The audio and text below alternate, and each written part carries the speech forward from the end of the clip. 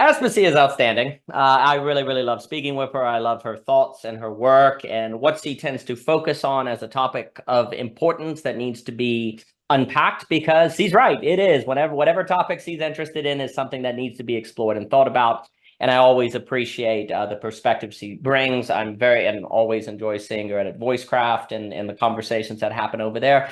So Aspasia, you had two wonderful conversations with Seth that I really enjoyed. And actually, as he was talking about your thumbs normally go like this and you switch it, I was like, whoa. And how that's a good practice to get you used to doing something that's uncomfortable. And I really do love that idea that your brain is not just what's in your head, but it's your entire body. Some people say your consciousness is your body. I think there's a lot of truth to that. I think, there's that idea that tension in the body is connected to what's going on in your life, stress. You can't separate these things cleanly. There's a lot of people that laugh at Descartes and say, dualism is dumb, but we actually practically still act as if the body and mind are separated and that our practical lived experiences don't affect our worldview, et cetera, so forth. So I really appreciated those conversations. But in your second talk with him, you were talking about a fascinating concept, authentic resonance. And I would love for you to talk about that for a minute, because I think that's really, really awesome and always a pleasure to speak with you, Aspasia.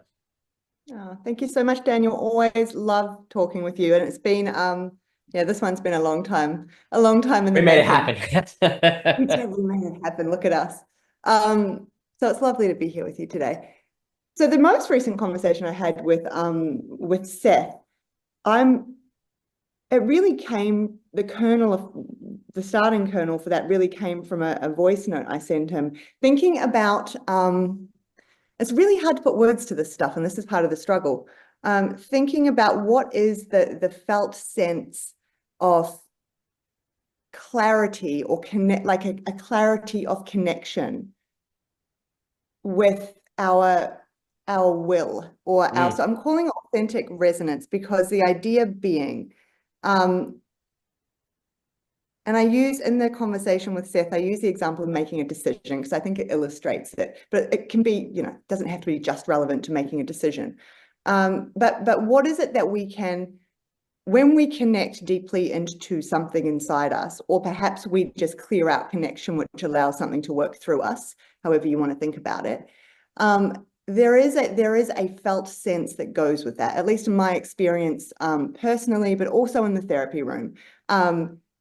Once, and not always, not for everyone, but once you work through some of the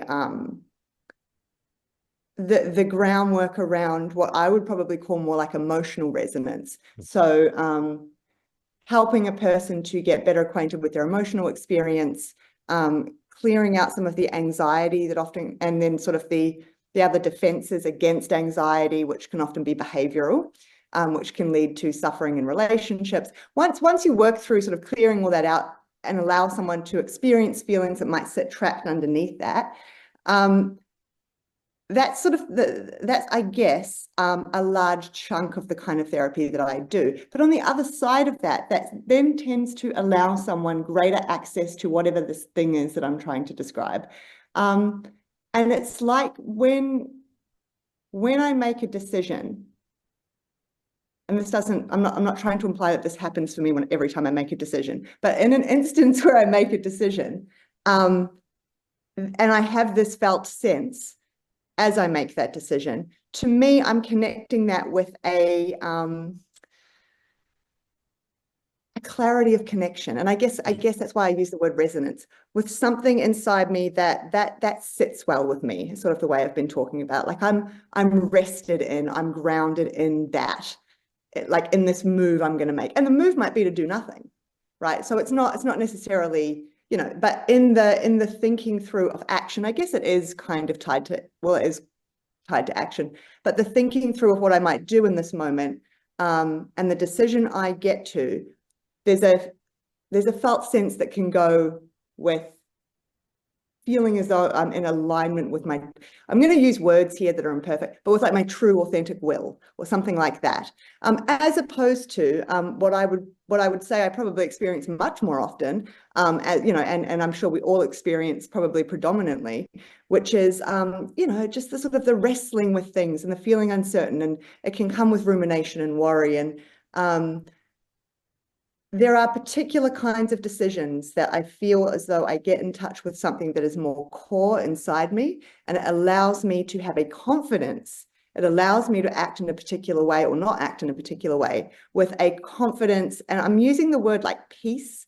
But again, as I spoke about in the conversation with Seth, I wouldn't want that to get confused with it feeling pleasant, good, necessarily, happy, that it wouldn't also come with all sorts of different emotions. It might come with painful emotions in my deciding to act in a particular way. But and that's how it separates out. It's not an emotional resonance. It's not an emotional kind of feeling. It is just some other kind of feeling in the body, is how I would best describe it. That goes hand in hand with a, yeah, I guess confidence would be the best word. When I say confidence, you know, I'm making this from a place of something that feels most aligned with something deep inside me or working through me. Again, depends, you know, how you think about it. As opposed to it being motivated by all sorts of other potential like shadowy layers, I guess, that we might not know consciously, right? But this sort of, as opposed to it coming from a conflict inside, or it's like there's this clarity now. I think about it a little bit like a pipe. There's this clarity that I can just like access, that like I can, you know, the will is speaking up to me from the little place, right? And because the pipe is clear, it just kind of sprouts up, and I sort of grab it, and I can be more sure of it and use it. That will come also with all sorts of other additional emotional states that will be varied depending on whatever it is I'm doing or not doing. So the emotional states are separate, but that sense of whatever it is, that the confidence or the being rested in the knowing that the thing I've captured is coming from something most primary. Again, primary might not be a word that works depending on how you think about these things. But without distortion, I don't know that anything could be without distortion, but with minimal distortion. Because again, like that idea in my mind, like the visual of just like the pipe is clear. And so the ease of access for it to, yeah. So I think, so I use the word, authentic resonance. The resonance piece I'm very, I feel pretty solid on, because I think resonance is trying to capture something around this clarity of access or connection. The authentic's a little bit, you know, it's the best word I've kind of slapped on it for now, to be honest. I think there is something, I think maybe like a word like will is maybe a little better, because I mean, but you know, sure, just thinking through. But in that conversation with Seth, we were just sort of playing with this idea, because Seth works, he's a Feldenkrais practitioner. He works with the body and movement. So he's not a psychotherapist like I am. So we sort of come from these slightly different worlds, but my kind of psychotherapy is very, very much focused on the body as well, to the extent that we're working with emotions and anxiety in the body. And so in that conversation with him, we were really just sort of playing with this idea and talking it through and seeing if I could get a little more, or we could get a little more distinction around it. So that's authentic. That's an idea of what authentic resonance is. But within that conversation, and where we got to with that too is that there's this. Seth was talking about, you know, that the thing he can most trust is the ground, and I thought that really captured. I mean, in all sorts of language ways as well, all sorts of metaphorical, you know, it really captured what I'm talking about too. There's a solidness with which, if we go back to the decision making, there's a solidness with which I make that decision, knowing that it could go all sorts of ways. It's not about predictability. Like, it's not that, I'm certain that it's going to work out well for me, or it's facing the unknown, but with some kind of surety in your footing, whether that be, again, to sit still or to move. And hand in hand with that, as we were talking through that, there was, I also touched on how sometimes, well, oftentimes in my life, I've just operated from this place, and it's connected to authentic resonance, but I've operated from a place of, so there'll be like, there'll be something I want to do or something, right? And I sort of store it in my mind. And then I just sort of wait. I've learned now, like there's kind of this, and this is, again, I don't want to pretend this is for everything, and this is how I run my life, and everything's some perfect timing situation, but for certain decisions, right? And I wait, and I just know now that a time will arise where it sort of taps me on the shoulder again, and it's like now's good for that. And I can't really put that into words at all, but I would say that goes hand in hand with this clarity of connection into, but there is a timing component. And we didn't really explore that in great depth in the conversation with Seth, but this morning I happened to listen to your one of your recent videos where you were talking through error as grace. Yeah, and I just, oh, it was beautiful, beautiful, and it just captured a lot of things I have been thinking through recently too, and links into perhaps this timing piece as well, like the yeah, there's a manner in which I think you said something in there too about needing to learn to rest. And I was thinking about the term kairos, kairos, you know, in English we say kairos. Mm. Do you know? Yeah. Yeah. Which is a bit different to the Greek, but we'll go with, so kairos. And I was thinking about sort of kairos and synchronicity and like these sorts of ideas, and how there is a manner in which, perhaps this is how it all links together. There is a manner in which that when you are in touch, when you have this authentic resonance, when you can tune into it, when you have access to it, that it also allows you some ability to sit and rest in a manner that then sort of affords you a knowing that a timing is right, or something inside, something without, whatever it is, can sort of nudge you and let you know, because that's really what it's like. That's really the best words I can put to it in terms of my experience. It's almost like something just nudges me on the shoulder and says, yeah, now. Like, this is the moment. And so the ability to sort of wait and trust that, and to sort of be good with the waiting, is also that felt sense of authentic resonance too. This is what I mean about being good with it. There's no, I'm good with it. It doesn't mean that I also sometimes think about that thing and have feelings about, oh, it'd be good to do it now, but there's a surety and a restedness. So I've thrown lots of things. I think that was all absolutely outstanding, and I think this is extremely important because we don't often talk enough about what does it feel like to make a choice? What are the feelings that go with choice? What is the phenomenology of choice? We'll debate, do people have free will or not? But we won't actually talk about the experience of freedom. Likewise, we conflate choice and freedom too much. We don't talk about timing. Classically, freedom was tied to fittedness. And that's where that knowing when to wait, when is timing, is really important, because you're judging now or judging not now. Like, timing and choice are not connected enough because we are drunk on spatial thinking. We're not temporal enough, and that leads to all sorts of issues. I think also on that, we also speak too generally about choice. So, for example, there's the choice to eat food, but you're responding to hunger. So is it really a choice or is it a reaction? And you're hungry and you choose between Olive Garden or Cracker Barrel. Is that really a choice? Well, you're only making it because you were hungry. So you can't really question if you should have made the choice at all. And really, if you then feel yourself full after you make the choice, that does the authentic resonance for you because you've succeeded, right? But when you're choosing what career are you going to do, or how are you disciplining the child correctly, there is no necessary hunger or instinct that is telling you that you should make this choice. You're judging the situation as one, say, well, you need to discipline your child, just as an example, because I think this problem of authentic resonance really comes up when you are strongly responsible for something that doesn't have clear parameters. Ergo, Yes. parenting is a great example. Sometimes you can say, well, maybe I should just pretend like I didn't hear them say that. Maybe it's better in this situation to let the children figure it out.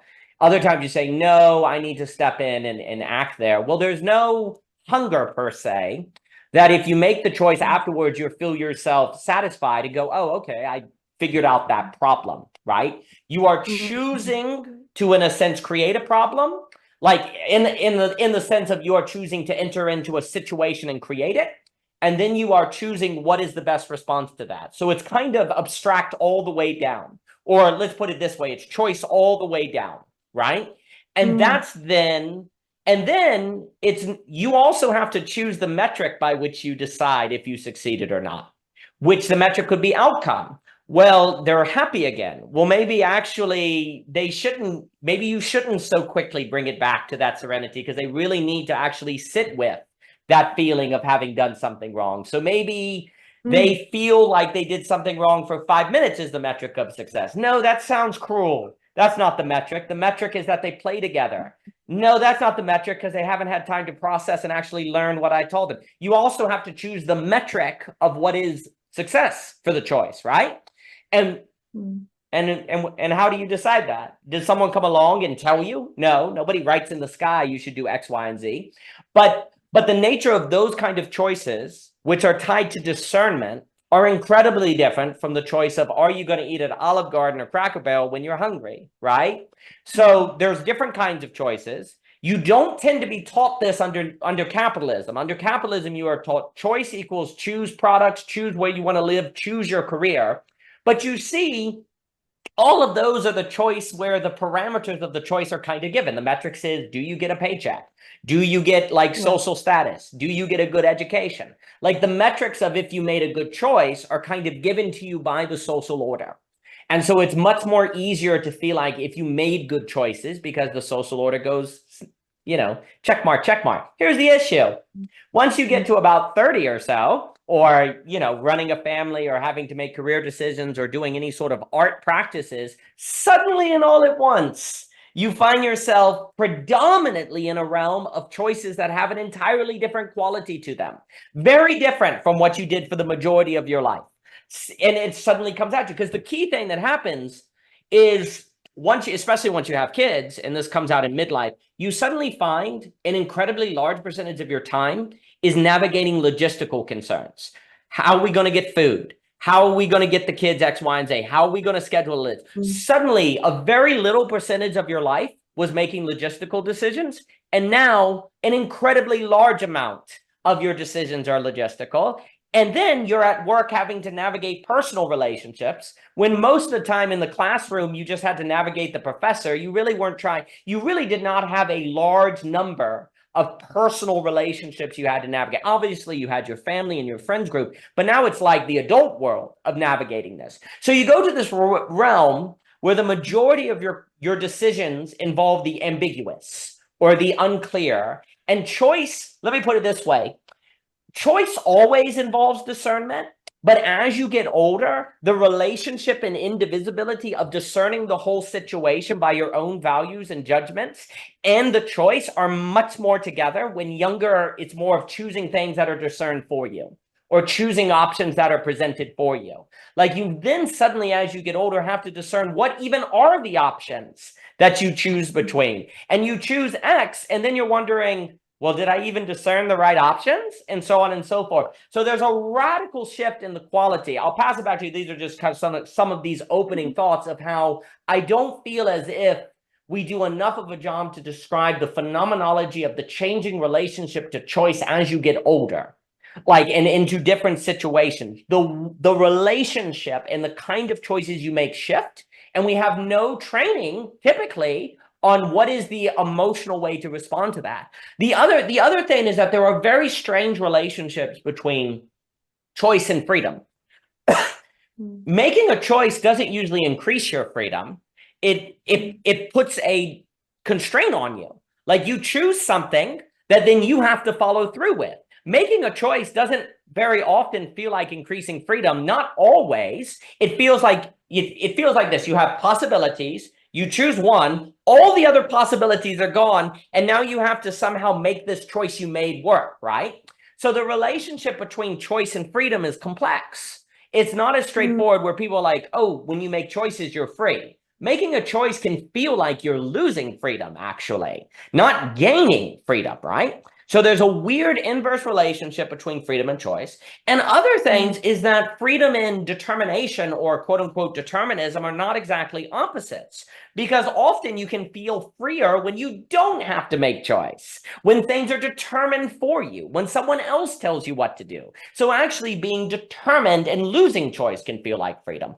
Also, what is an athlete? And this is kind of Seph's point with Benita Roy on you get to the point where you can drive home without thinking about it. What does an athlete work really, really hard to be able to do? Say in soccer as a goalie, to be able to block a ball without thinking about it. A testament to great success of choice and practice is precisely the ability to act without thinking, which means that you're using freedom and choice precisely in a way to be able to act without freedom and choice. And that becomes a testament to expertise, right? And so there are all these different relationships between choice, determination, freedom, that by not thinking through, the reason why I think this is really important to think through and to see how these things relate is because you get surprised, you're shocked when you encounter this feeling. You then, almost by definition, by not having this thought out, come to interpret the anxiety of choice as meaning you did something wrong, when really that could just be the feeling that comes with choice. That is the feeling of making a choice, not that you made a bad choice, but that you're making a choice, right?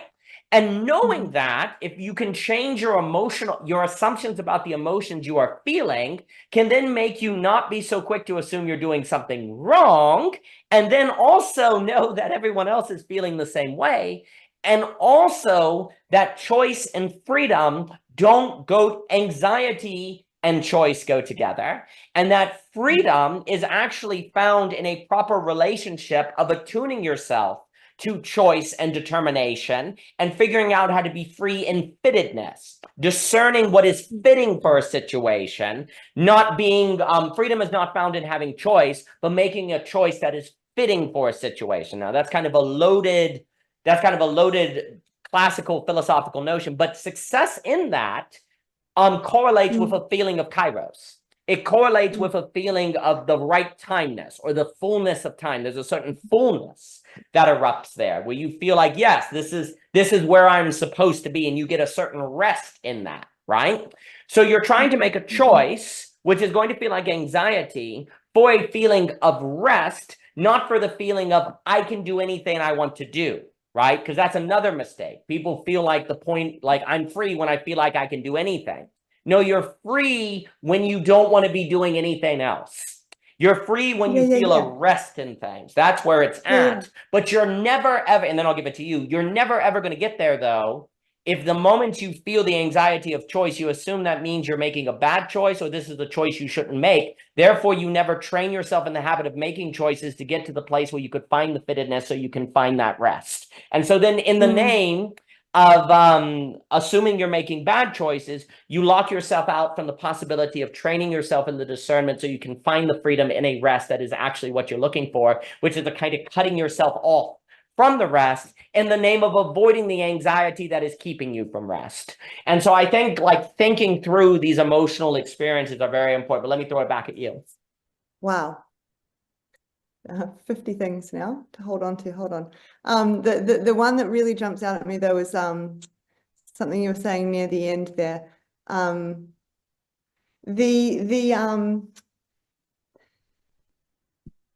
The paralysis that comes, right? It's a bit like analysis paralysis, but just the paralysis that, like, decision fatigue, you know, that comes from this idea that there are so many choices, and which what action am I meant to do in this moment, right? And all this, and then if we take it back to this idea of kairos,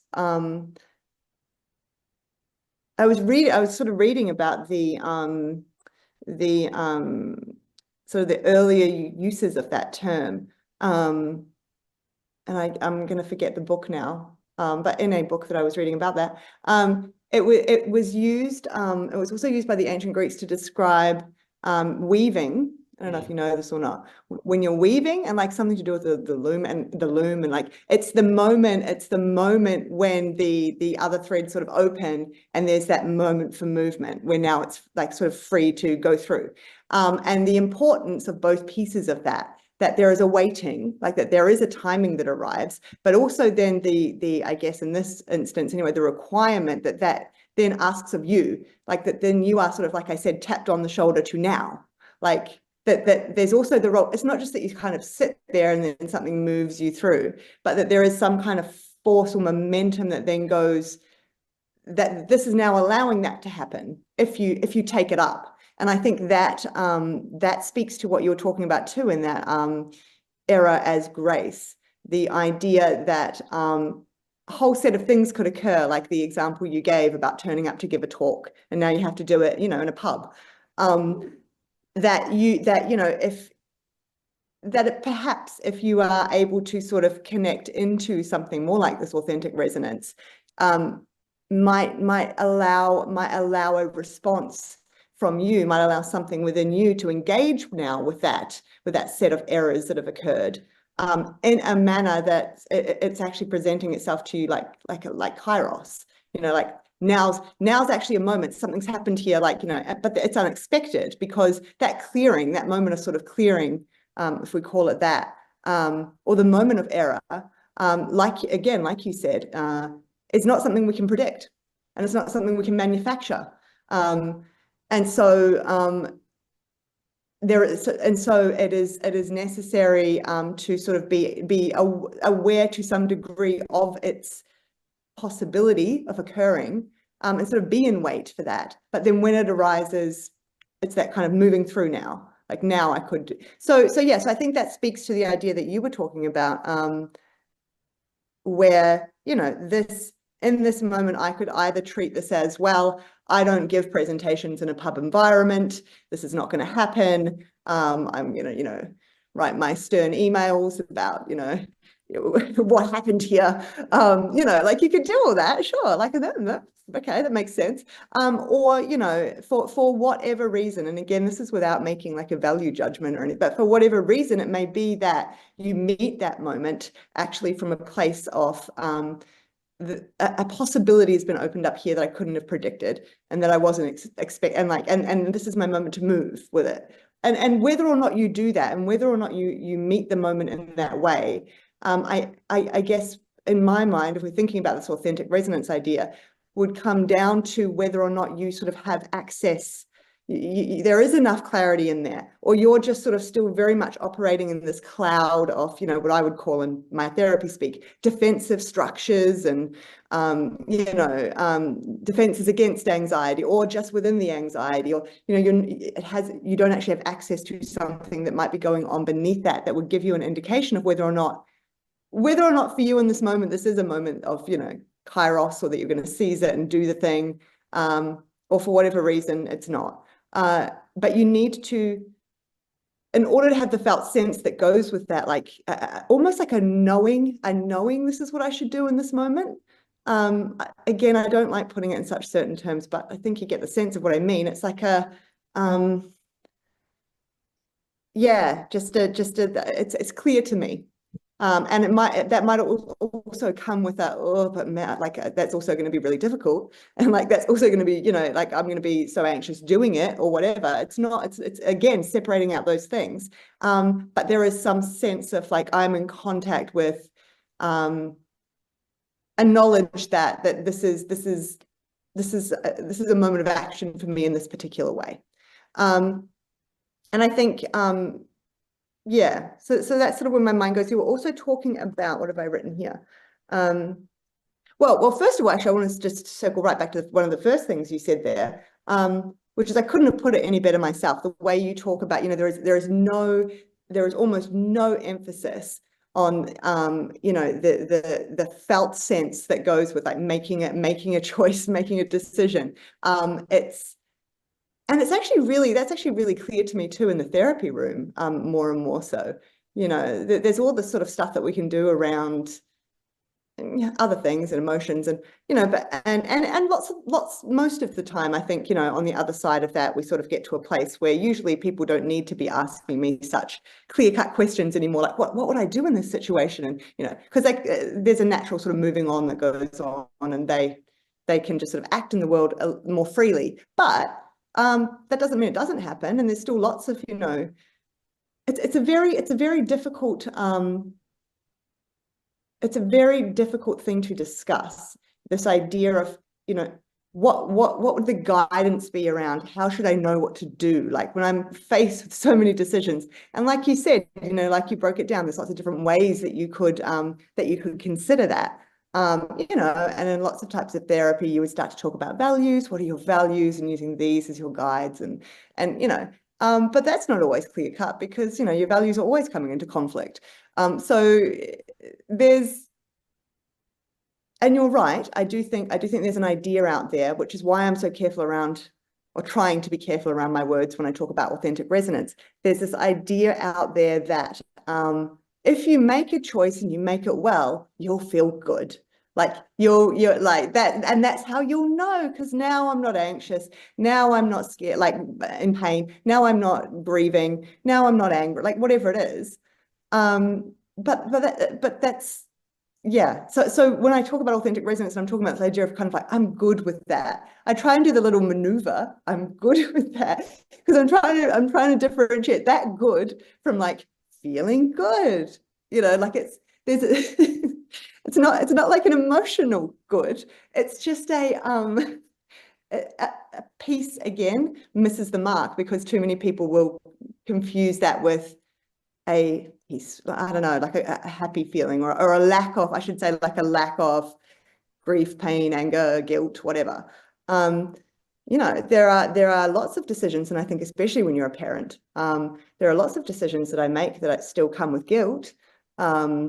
But I could still experience some sense of this authentic resonance as well. Like, it's not because, you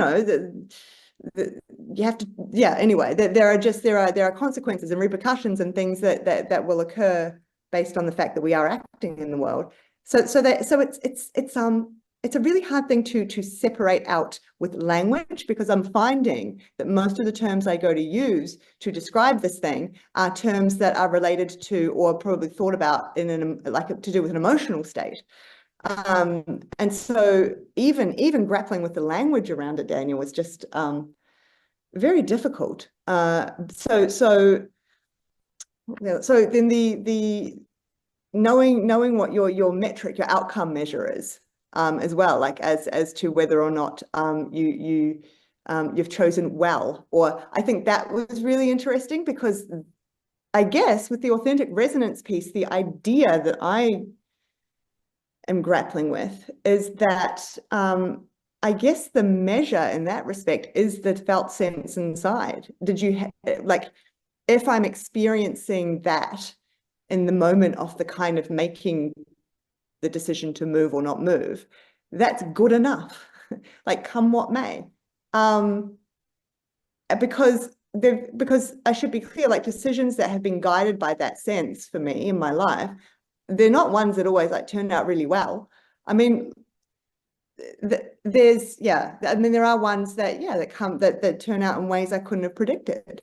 But that doesn't take away from my confidence that in that moment where I was, I did the thing that was kind of being, I don't know, being spoken to through me, or that is just kind of was my most base level will, in alignment with, I can't even find the words, but there's something that I would still stand by that. And so it's all a little bit hard to hold on to, really, as opposed to, I guess, yeah, like these other examples that you provided around, well, if the anxiety all disappears, or if I start singing and tap dancing afterwards, then I know that was that was the right, or if everyone around me tells me I did well, or if, because that's often the case too, obviously relationships and however, the implications our decisions have on others and their emotional state, and perhaps their authentic resonance is obviously important here too. So there's that piece. And then, so there's that piece. And then you were talking about the idea of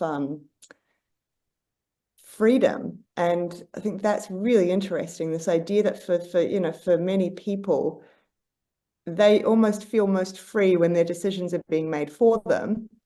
And yeah, I'll have to sit with that one for a while longer, I think. But in my mind, I think what I'm getting at too with the authentic resonance piece is that, again, whether you choose that you're going to do something active in this moment, or you're actually going to hold back and not,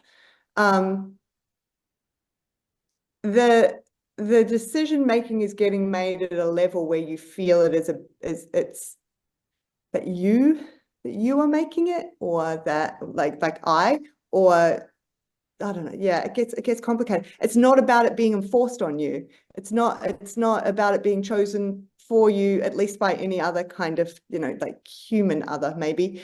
It's about, yeah, it's the lack of that. And to me, that's actually the freedom bit. That is where we have, there is a connection here to things like, I guess, autonomy, agency, like that is the freedom piece. So even if I've got someone trying to enforce something on me, and even if I, for whatever reason, make a decision to go along with that in this moment, it's the connection with knowing that I am making the decision to go along with it, as opposed to sort of wrestling with maybe stories in my head around the scenario, or yeah, like to me, it's intimately connected to freedom, is what I guess I'm getting at. The freedom is that there is a connection point always available to me, sometimes incredibly difficult to get to. I'm not saying I can all the time, but there is some connection point available to me, that allows me this resonance, that allows me this sense of touching something that is truly of my own, or is that is I want to use the word pure, but that's very loaded. There is kind of a purity. I guess that goes back to the clarity. There's a beauty too, I guess. It goes back to beauty. There is like a beauty to it. And it's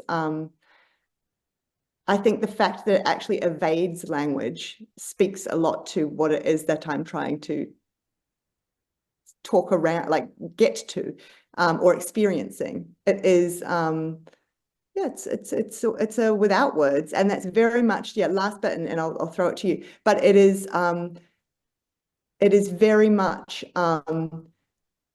it is very much like that inside me too, is what I should say, like the felt sense. And I guess that's why I go back to the body, is it is quite without language. And so all the language that I was trying to sort of throw in that conversation with Seth, throw out, almost sounded like I was reporting thoughts in my head that go with it, but they're not. It's almost the fact that I was just trying to put words, like I said to Seth, if I could give it a microphone and just say, could you, like, speak, little feeling, what would you say? That's the kind of things it would say, but it's not the same thing as saying that that's like the story I'm telling myself in my head at the time. I do recognize the limitations of the fact that I am now trying to wrap a story around this thing. I understand that, but it's without that, I would just sort of sit here in silence, and then it would be much harder to connect over whatever this is. So yes, I'll throw it to you. No, outstanding. I think that's all just spot on. I think the issue is that when we get into these deepest, highest quality, highest dimensionality matters of choice that we need the phenomenology of the artist to understand, and we don't have that phenomenology available to us. So, for example, when William Faulkner is writing, so I'll use these examples, when he's writing The Sound and the Fury, he feels like he has a vision of Caddy in a tree. This vision of Caddy in a tree is his deepest self and also not himself at the same time. It feels like it is something greater than him, compelling him to act, but also, of course, it's something he made, right? So what ends up happening is that, to understand for me the deepest kind of choice, thinking about the experience of the artist, or say writing a short story, can be very important, because when Faulkner goes to write The Sound and the Fury, is in a way completely arbitrary. Could he choose anything he wanted to write? Yes and no at the same time. There is he can write whatever he wants, but he also intuits as he goes, no, that's not a good sentence. How do you know when a sentence is a bad sentence? Is it just the grammar? No, it's not just the grammar. There's the felt sense, there's the emotional sense, there's the artistic sense, there's the philosophical sense. Writing a good sentence in prose, and I'll just use Faulkner as the example, is not reducible to emotion or idea, or it's not reducible, it's a higher dimensionality. And if you were to ask Faulkner, hey, Faulkner, when you started with Benji in the golf course, where did that come from? Was that just an emotional thing? Yes, no. Did you decide to put Benji there? Yes, no. That's the issue, is that when you get in that pure thing you're connecting with, it feels like it's your deepest self, but also something beyond you at the same time, right? That's the key to freedom. Freedom is where you feel like something is setting you free that you didn't choose. Something that's greater than you, that something's removing your freedom to make you freer. And those paradoxical moves that are basically impossible to understand can kind of slightly be approached when you think of the creative act, the act of writing a story. Because again, when you write a story, there's a sense in which you can do anything, but the artist knows you can't just do anything. You could call the sky blue or cerulean, or no. There is a difference between blue or azure and a cerulean. It seems like you could choose anything, but actually, because on page 57 we use the language of azure to describe when Quentin is outside, we need to use that word again because Quentin is a college-educated person and he uses the word azure, where Benji will say blue because that is his language, right? There is a right or wrong relative to the consistency of these characters, and you feel like you're creating something that's from your own discernment, but it also isn't just you because you had a vision of Caddy in the tree, right? The trick, I think, for me, because there's this issue of where do you get that authentic resonance from, that ability to make choices that feel like something comes over you and moves you at the right time. Great artists will talk about waiting for the inspiration, but also while they're waiting for the inspiration, every single day they're practicing your craft, because if you don't practice your craft, then when the inspiration shows up, you can't move, right? So the issue is that there's not that much of a difference, in a sense, between the parent choosing how they're going to relate to their children. They create the house, the home, and Faulkner writing the story. You're creating a certain materiality that's going to have a certain effect that brings with it emotions, ideas, and all these different things, right? And I definitely think, so then the questions become, how do you get to the place where you're like able to make these decisions? I think it is something like practicing short stories, arts, and actually these kind of things where you're actually choosing, because an artist, like when you're writing a story, you're making thousands of decisions every morning. Like constant decisions. Oh, and by the way, no one but you knows if they're right or not. No one can come along and tell you, because this is the other issue. The decisions that you're talking about are ones that you cannot get external validation from, right? Like, to get good at this authentic resonance, you need to make decisions in your life that nobody understands and get really good at doing that, doing things that, like, why are you taking up photography if you're not going to be a photographer? Because I value it. Well, everyone thinks you're crazy and you're wasting your time. Those non-rational decisions that we've talked about before, those are the things that the more you do and habituate yourself to, the more you can feel comfortable making decisions that give you no external metric or right or wrong. Likewise, when you write a paragraph, you have to get good at judging from, it's a mixture of intuition, of emotion, of ideas, of grammar, of knowledge. All of these things are coming together in the paragraph or the painting or the dance or the song or the conversation, because the conversation is weird too, right? Like, do you choose every word that comes in your mouth? If you literally did that, you couldn't function, right? You are this thing that you were talking about where you're making a choice, but you're not at the same time. That's exactly like conversation. You are choosing to say this, but you're not. And you also know when you said something that doesn't make sense, but you don't think about it, and yet you know all the same, right? So there's also something I think about practices of conversation, practices of art. These are all the things that get you used to letting yourself be carried by something, making decisions that no one else understands, because you've got to get to the place. You've got to get to the place where you can access this authentic resonance more easily and more regularly, but the society does not tell you at all what are the practices that get you to a place to do this, and you didn't even know this was going to happen. And I think the key characteristic is getting in the habit of making choices that you cannot compare with something external to make sure they're right choices, except your own discernment, right? And the artist is doing that. If they're a good artist, they're doing that all day long. And that, to me, the phenomenology of the artist, the experience of the artist making decisions in a creative act, points to this complicated higher dimensionality thing that's going on when you have authentic resonance. And then the question becomes, what are those kind of practices you can do to get better at it? And then also, the artist feels really free. Like the artist has a certain radical freedom that comes in this place. And I think the freedom of the artist is actually freedom. Like that is the deepest freedom, but it's a higher dimensionality freedom that is a mixture of something that's you and not you at the same time, something that feels like a determination that comes over you, you don't control, emotion, philosophy, skill, but also you're going to give it to other people. So there's a vulnerability in it, right? Like it's very difficult to get truly great artists that aren't vulnerable. And yet also weirdly, the artist has to find this sweet spot between giving it to other people to read, but not needing affirmation from others. That's really weird. So the good artist wants readers, but also is not doing it for affirmation. But then, of course, in the back of their mind, they're like, well, I would like people to like it, though. But even if they don't, I have to keep doing it. That doesn't make sense. Why? Well, because.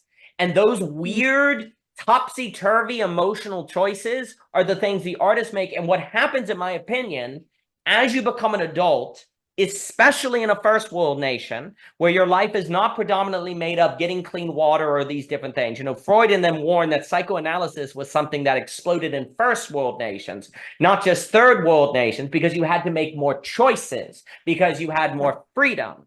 So here's the issue. Mental health, you know, the mental health crisis corresponds with an increase of frickin' freedom per se, of choice, right? Like, but the problem is you're having to make choices that are not relative to obvious metrics like clean water or not, right? And if you don't have the right metaphoric structure by which to think about these choices, your emotional health will be destroyed.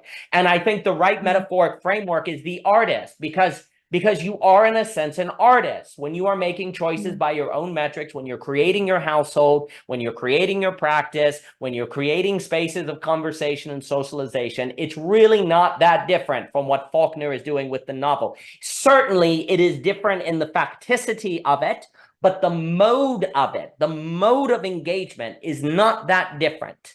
It has a similarity to it, but you see, because we don't really, I think philosophers and different people don't do enough analysis of the experience of making art.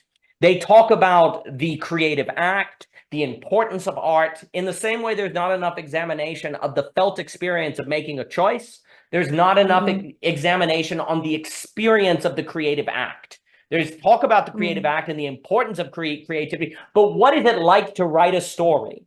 Like really get into the grit of the act of writing a story itself. It's weird. It's really freaking weird. You're discerning something that's beyond you, and yet you're creating it. There is a right and wrong, and yet there's no hard law on what is right and what's wrong, and yet you intuit it.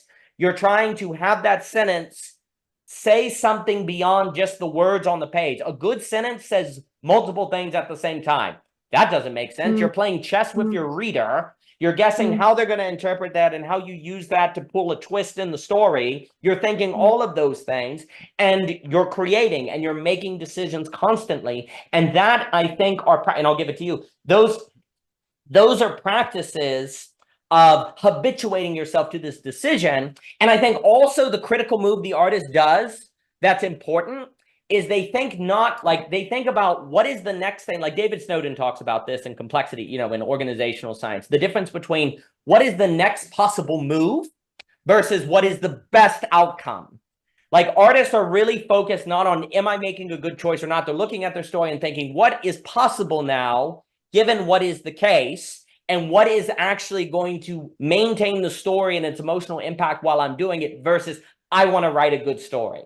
I want to live a good life. It's too vague. That's not telling you. So you've got to stick to questions of what is possible now, given where the story is. And yet in those decisions of what is possible, you have a vision of the whole story that is tied to seeing Caddy in a tree. So you're doing, this is the weird thing. You're making choices for a bigger picture that is also really intimate with what is possible now.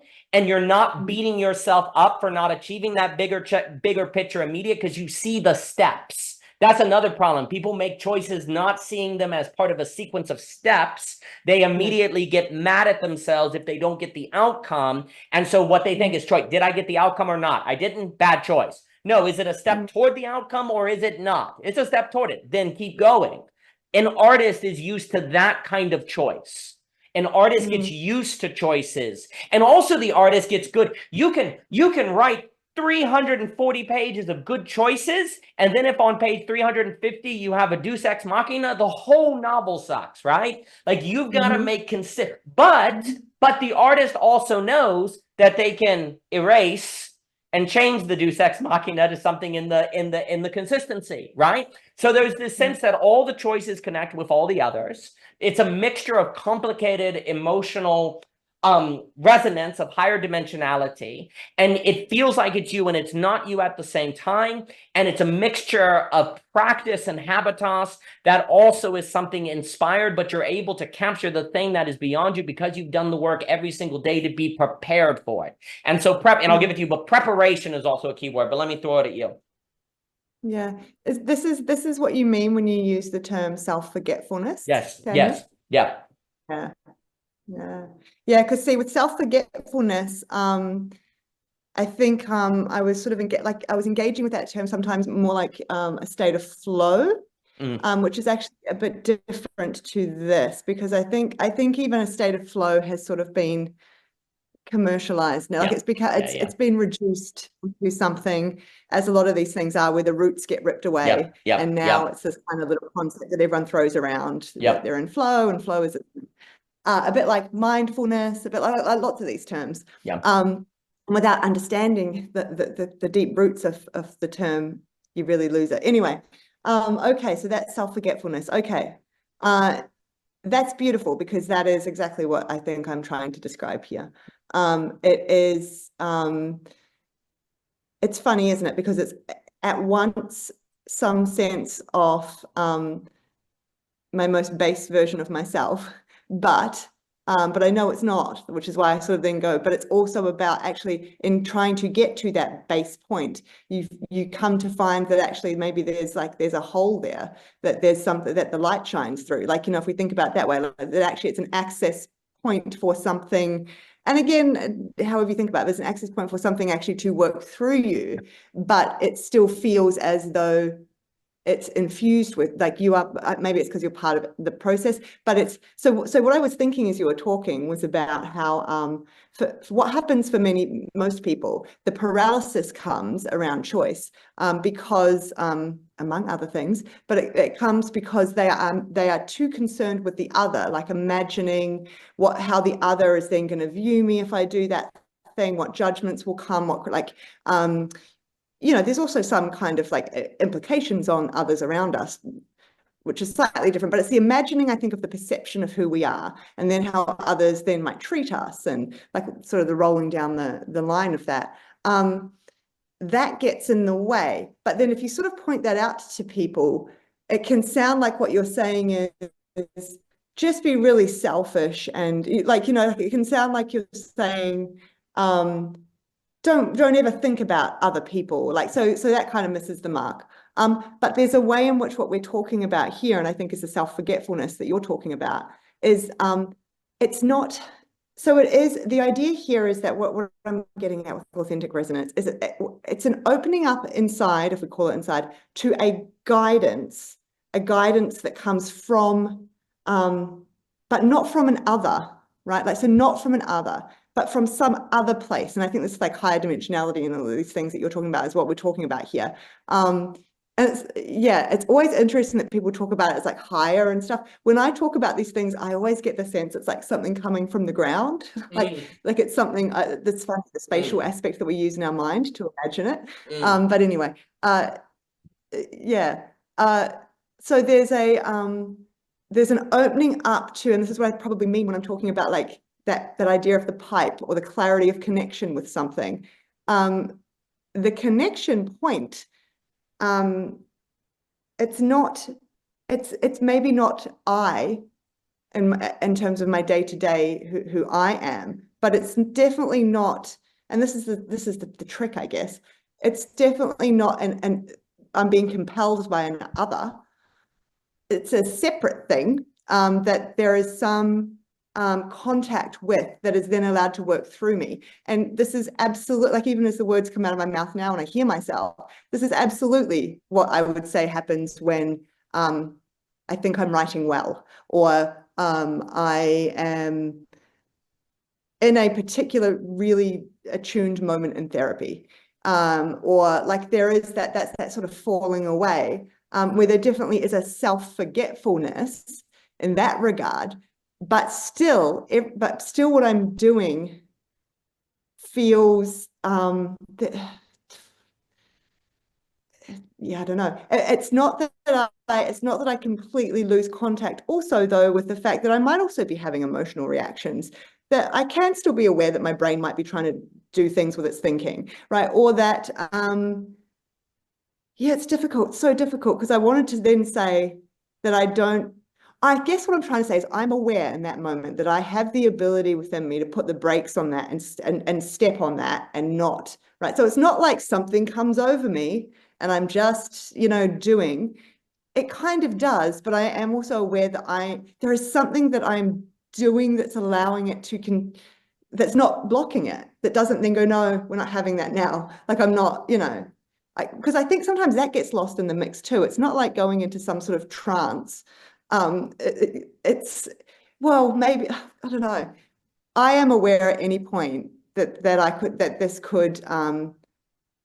lose this, I guess, is one way of. So there is, I don't quite know how to talk about, but that's maybe going a little sideways too. But there is, there is a component of it that's working through me. And I think this goes back to like the phrase that's just constantly on my mind at the moment, which is the navel of the dream, which is a phrase from Freud, which is, again, I think goes back to this idea of the connection point, or like the thing through which maybe this is resonating and I am getting access to, perhaps. It's the bit that we can never explain, right? Like it's sort of the piece that must always remain unknowable. And yeah, I think to take it back also to your error as grace, when we think about the surprise and we think about error and we think about, I do see, and then we sort of link these to ideas like kairos. I do see a role here for those things as occurring from the navel of the dream, or those things as occurring, like, but in order to be able to interact with any of this, which there needs to, as a prerequisite, like you're saying, I think we're just using slightly different language. Like you're talking sort of about what is the training for this, what are the things, and I agree. I would probably, just talk more about people need to do some work or have some, be engaged in some forms of activity, or I guess training that allows them to clear out all the other stuff, all that muck, like that muck that sits on top, that you're not, again, I'm not talking about we're going to be able to clear it out completely and we'll wander around being, perfectly attuned to our authentic resonance. But to some degree, in order to have access to it at all these, what I would call, again, defensive structures, anxieties, the way that these which is defensive, but these ways that, again, we are so we are so focused on the other and what they must be seeing of me as I do this thing, and like being, you know, the projections as well, I guess, if we're just going to put it into therapy parlance, like, you know, projective processes that go on. We have to be able to work through somehow and be given access to training or a place, a context in which we can work through those things. Either that, or we just have to start, well, it's probably both. We have to start super, super young so that all that stuff that gets built up is hopefully more flimsy, and it's easier to push through when you want to. It's easier to get underneath when you want to. Because the problem is that, so, you know, for so many people I see, it's all so hardened and like crystallized that it's really, really hard. Even when the person's sitting there going, oh, I can see all these things, it's really, really hard to find a way to get under it. So that, and I see it like that. It's a little bit like a calcification that sits over, I guess, the access channels, if we want to think about it that way. To all sorts of different layers, but one of those would be this authentic resonance thing I'm talking about, which is just the when I have the felt sense that is where I'm acting from. So I think the writing is a great example. I mean, I don't really do much with my writing, but I do write, and I've been writing since I was like 9 years old, and it's a huge part of my relationship to myself, I guess, because no one else is reading it. But in writing, you're absolutely right. I hadn't thought about it this way. In writing, this is the thing, part of the thing that's happening too. There's just I know when the sentence is written or the poem is written, and I can look at it and go, like, same thing, I'm good with that. Like, this is such a big, like, it's where it's meant to be. It's like doing a puzzle, and the pieces kind of now are all where they're meant to be. I couldn't really tell you why. Some of the things I could explicitly tell you why. It's not to say it's all like that. Some of them I couldn't tell you why. And for me, a lot of that too is almost like the sound of it. There's like, for me, I think this is different for different people, but the sound is like, there's just a sound to it. It just sounds like, it's like music. It's like all the instruments come together, and that's it. That's how it's meant to be. And again, that's not about, and that means that everyone else will think that about it. I couldn't care less in that moment. That feeling couldn't care less about whether, you know, the people that read it feel the same way about it. That's a different thing that obviously matters for different reasons. Like, you know, if you want to sell your stuff and you want to reach an audience, but just that first step, I don't care. I feel so rested, and it's almost like I can just, like, I don't know. So you're right. I really like that you brought it back to what seems so obviously now to me, to create to the artist, and the process of that. And I do, you know, in our conversations, we have come back to that thread a lot.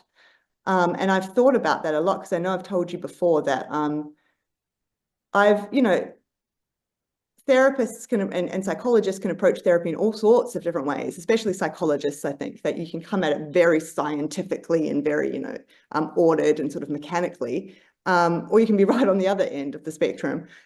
And I've just always naturally approached it as an art form. I've always found myself approaching relationship as like an art form. It's like I don't treat these things like sort of mechanistic, you know, and I think well, I mean, that's a whole other, I don't really know why that is, but I see that as I guess I see that as then perhaps being part of the context in which you then allow yourself to build this. And this is exactly what you're saying now. I see it's all coming together. That is the context in which you are training yourself without even knowing, in taking that approach and opening up to the idea that I don't need to know what's going to happen here necessarily. I'm willing to play a little with it. It involves courage, which is a word that Seth brought up, which I agree. There's obviously a role for trust in some of this, but it's like an internal trust too. It's not necessarily trust with the other person. And the willingness to to be playful and flexible, to meet the surprise when it comes, to know that it may come or it may not, and to sort of meet it for what it is. Like, yeah, to not see it as a it's something to stamp out quick. We've done something wrong, abort, you know, that actually, oh, like what might this tell us? What might this afford us here? And with that, I also think a lot about, which I won't talk about at length, I'll pass it back to you, but I also think about like the therapeutic rupture, which would be the same as just any relationship rupture. But, you know, obviously in therapy, it's something you have to think about a lot. You know, how do you navigate that when there's a rupture in the therapeutic relationship? You don't just sit there and pretend it didn't happen. And so, you know, that is like an error, I guess. That is, you know, oftentimes a surprise. You're doing something thinking you're working in the best interest in it, and it just goes all wrong, and you've stepped on all sorts of landmines, you know, and then oftentimes too, when the other person tells you why, it seems so obvious. Why on earth did I do that? But again, you know, like, I'm a terrible therapist. It's so obvious. But, you know, like trying to meet the surprise. This is a great advertisement for me, by the way. Trying to meet the and again, humility. So this is the other piece, right? Like this to me has just always been so important. I want to interact with humans, and I don't want to interact with robots. And yeah, I think being open to that is important. And now I've kind of lost any way to neatly tie it up. But I don't know if that spoke to anything that you wanted it's to jump in fantastic. on. So there's a few things. So first, I think on this, the more you move, I'll just go back from like a third world nation to a first world nation. In a third world nation, a metaphor for choice making can basically be business and mechanic, because the ethical system, which is determining the right, is basically utilitarian. How do we increase clean water? Clear metric. Okay, we get a system, we create the system, and then everyone has clean water. Great. As you move from a third world nation toward a first world nation, you move from an ethical system of utilitarianism to something more like value ethics, of determining value. Value, though, the correct metaphoric framework by which to think about a relationship to value is artistic. It's an artistic process. It's more of the phenomenology of the artist. When you're talking about utility and increasing the overall happiness for people, reducing sickness, the correct metaphoric relationship is business and system, right? It's not you don't want creativity getting people clean water unless it's creativity to make the system, but it's fit within the metric of success. As you move toward a first one, the problem is in the West, we are in a condition that metaphorically needs us to think according to the phenomenology of the artist, because we're primarily in the business of relating to our values and finding fittedness with them. And we are using a utilitarian system business framework. That mismatch leads to pathology, unhappiness, and all sorts of problems. And so that's our issue. Well, that's part of it. And pop psychology. It also leads to pop psychology. It absolutely does. What pop psychology is. It's the trying to jam that with that and package it up. Well, you mentioned how flow has become cheesy, and that's because flow has been basically brought into business strategies, how to create flow in order to create profit margins and blah, blah, blah. When you go back to Mikhail's original understanding of flow, it is certainly tied to a connection between some sort of emotional work, skill, task, and it's a flow that is not a losing yourself in some emotional trance, but the capacity to be ready for the unexpected. And that, to me, the preparation for the unexpected is a key phrase that will get into the grace and the arrow thing. So I think that's very important. I will note also a reason why I like the example of writing is because in order to write, it's a simultaneously act of emotional, internal, existential work and craft at the same time. Like when you sit down to write, you find out what's inside of you. And you also have to say that's a bad sentence. So it's a mixture of internal work.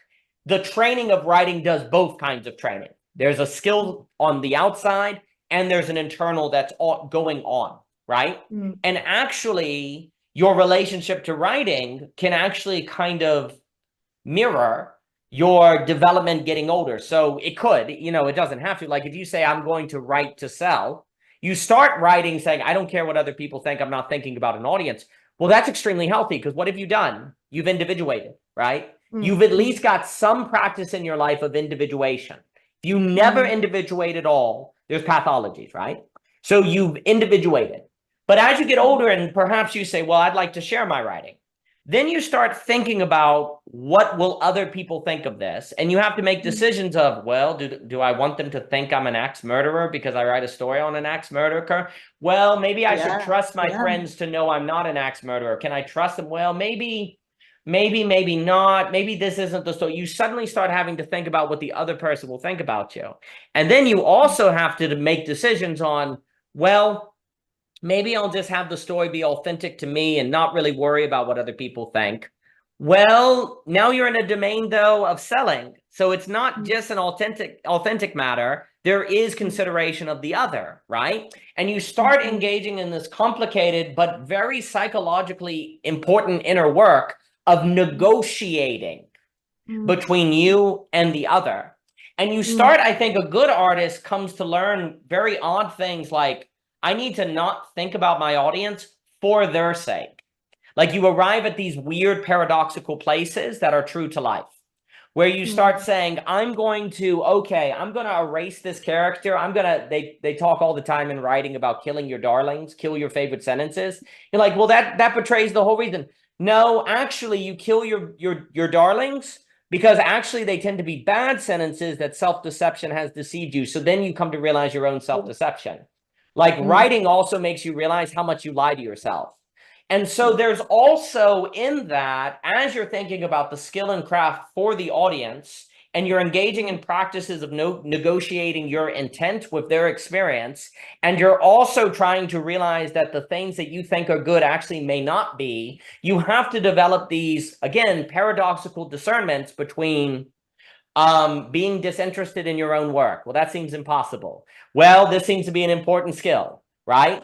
And that kind of practicing, this is, I guess, kind of the point, that kind of practicing makes you more into a habitus, a social, or like a habit that better aligns with what you need to be able to do to make choices under value ethics in a first world nation that is not primarily determined by the systems of utilitarianism, right? And then also these skills are also these habits also increase your probability of being prepared for error, surprise, and everything that we were saying there, right? Because when you write a story or you write something, you're actually very often constantly encountering surprise. Oh, I didn't know I was going to write that. Oh, I didn't know I was going, and yet you're able to go with it, right? So indeed, self-forgetfulness, from Timothy Keller, as kind of you got selfish, where you just think about yourself. But then you have selfless that can be bad because I'm bad. I'm a bad person. So he's like, just use it like your thumb, right? Well, how do you stay in a state of self-forgetfulness, though? You have to be prepared for anything that would surprise you and thus make you reflect back on yourself. And that makes you lose it, right? And that's where we also talk about the unarmored test based on Owen and Agon's work, Raymond's work, which is the idea that like Achilles doesn't really wear armor. He doesn't need protection because he's ready for whatever's thrown at me. To the degree, for example, you are able to say, go into conversations without a cell phone, without looking at your cell phone. You're actually able to relate to them, means you're unarmored. The more and more you're able to talk with them about talking about your career, you're unarmored, right? There's these various unarmored tests that if you are able to be prepared for these things that come up, you're actually able to stay in the self-forgetful state, right? So like a good artist too, like Faulkner, I'll say, he wrote like Sartor's Flags in the Dust, maybe some poetry collection, glad they were horrible. And then he wrote The Friggin' Sound and the Fury, which you could equate to Beethoven's Ninth. But you see, because he did those other novels, he had the skill to be prepared for when Caddy showed up in the tree to where he could write it without reflecting on himself and losing it, right? But that skill, that preparation for the surprise of Caddy was a mixture of having done the emotional work to be able to have that experience, to also have the skill to go with it without reflecting on himself, saying, well, this novel is probably just going to be as bad as my poems, right? So both of them go together for a preparation of the surprise. And this is also the key, like you were saying. If you learn all of these capacities, how do you use them without showing off? Right? Yeah. Like that was what that piece was showing. Like if you're like, well, it's because the grace of the situation that you're not ready for, right? The grace of the error. It's like, oh, I learned how to project my voice. I learned how to actually be able to talk like Jochen was saying, you know, and I'm not going to tell everyone, hey, I'm really good at projecting my voice. When the situation arises, it gives you an opportunity to show your skill without being an egotist. So there's a grace in the error because you've earned these skills, you've worked on these skills, and now you get to use them without being self-centered, which only the error can provide.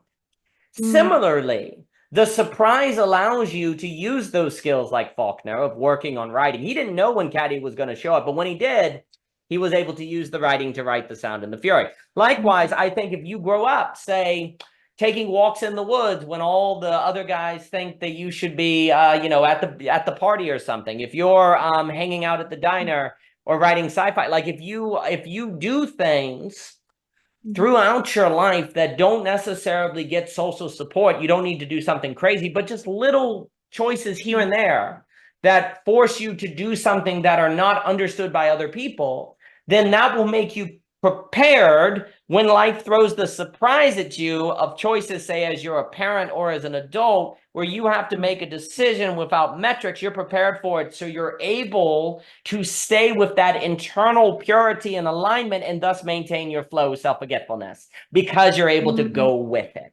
And the example, and then I'll give it back to you. An example that I always go to is like the cypher hip-hop artist off the dome, okay? The cypher hip-hop artist doesn't know what topic's going to come, but he's got the confidence. You mentioned the word confident. That's a huge word. Philosophy is in the business of confidence, not certainty. The cypher artist is not certain of what's going to come next. He has confidence that he can handle whatever comes next. The point of philosophy, the point of art, the point of basically like everything is to be prepared for the unexpected, to be confident that whatever surprises you, you're going to turn into music. You're going to turn into brilliance. And in fact, referencing again, Mr. Jochen's work, the only possibility of the deepest experiences of beauty is precisely in the preparation for the unexpected that creates the glorious. Because beauty in the deepest sense cannot arise if there's not the possibility of stuff going awry. And it's precisely the surprise that makes it beautiful, not simply cool. Like the shock, the shine, the whoa, that comes from the, wow, that cypher artist had no idea what was going to be said, and yet he was able to make it happen. Wow, that jazz improvisation, wow, they were able to rise to the occasion of the unexpected. That then generates a certain beauty and meaning that cannot be found in any other circumstance. That is a consequence of a mixture of preparation, making non-rational choices so you're prepared, that then faces a surprise and is able to make decisions of what to do in the surprises, that then find confidence in it to arise to a certain beauty, that then also reflects in a feedback loop to make you go, yeah, I can do this. Yes, I can do it. The cypher artist, I can do it. So then as an adult, you get used to the authentic resonance because you can do it. You're able to keep it. So then you start getting confidence to keep doing it, and you can get a positive feedback loop. However, you have to do it, and you have to work for it. And I think for me, this is why philosophy needs to focus on things like the encounter, the surprise, the limit, the unexpected, preparation, confidence, the glimmer, the shine, the error. We need to prepare for the unexpected, not try to plan away the unexpected. You see, that's the other, I should note that. Like, we're trained basically to think, oh, you made good decisions if you avoid the unexpected. That means you made good decisions. No, good decisions means you're prepared for the unexpected. No one can plan away the unexpected. If you do, you're a machine, or you never did anything risky. So if you never encounter anything unexpected, you probably have no grace. In the sense of the error is grace. You have no beauty. So the question is not how to make choices to plan away the unexpected. It is to make choices to be prepared for the unexpected so it can be an experience of beauty. But that is a different habitus. That is a different series of choices. And that I think we can start to approach when we metaphorically think about value and the artist. And in this sense, too, I think the navel, and then I'll give it, the navel of the dream is a great example because the artist dwells in the navel of the dream. They're in the place between this world and the next, the navel, the connection, and the dream. To be prepared for the unexpected means you can find the navel and stay in it. If you're not prepared, you find it for a moment and then it's gone. And then you're just regretful. You had that, like, there are many artists that become really depressed. And I think that's because they weren't prepared for the vision and they lost it or it got away or it destroyed them.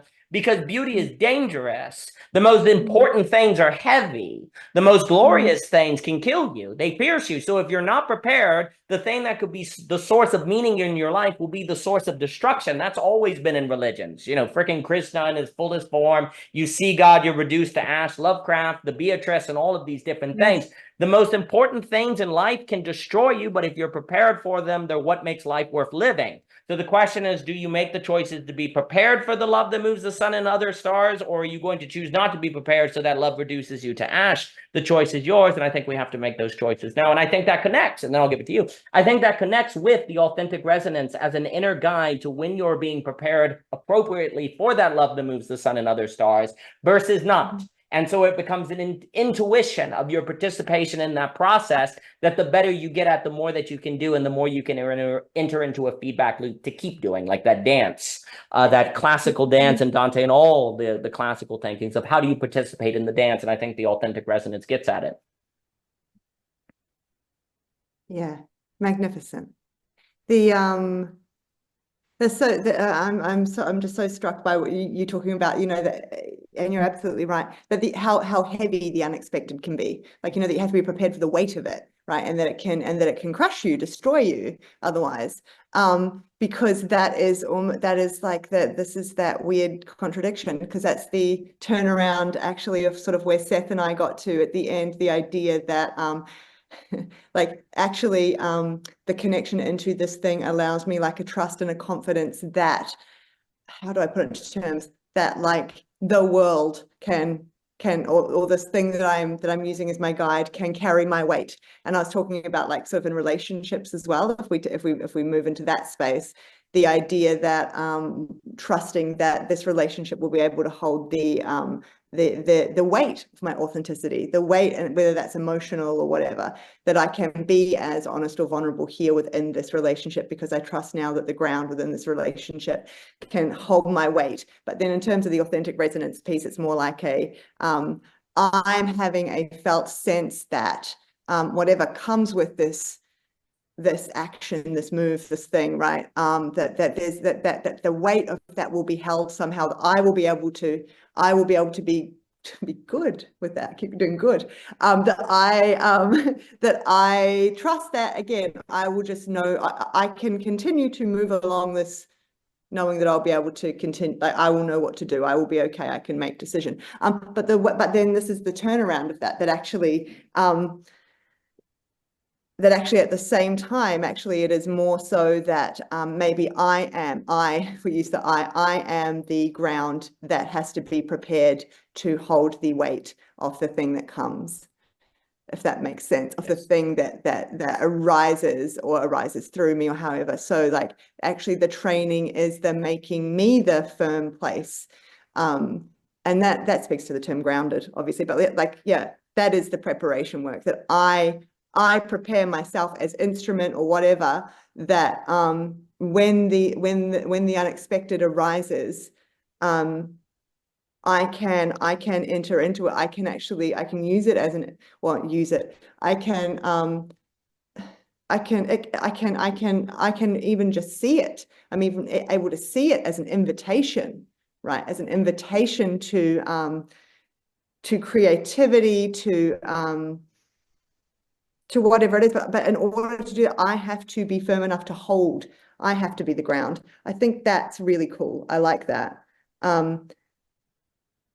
Again, that speaks, I think, to the little roundabout maneuver in the trying to understand exactly what self-forgetfulness is. it's the fact that it's kind of like a mirror image there. Yeah, that's really cool. I'm going to think on that for a long time.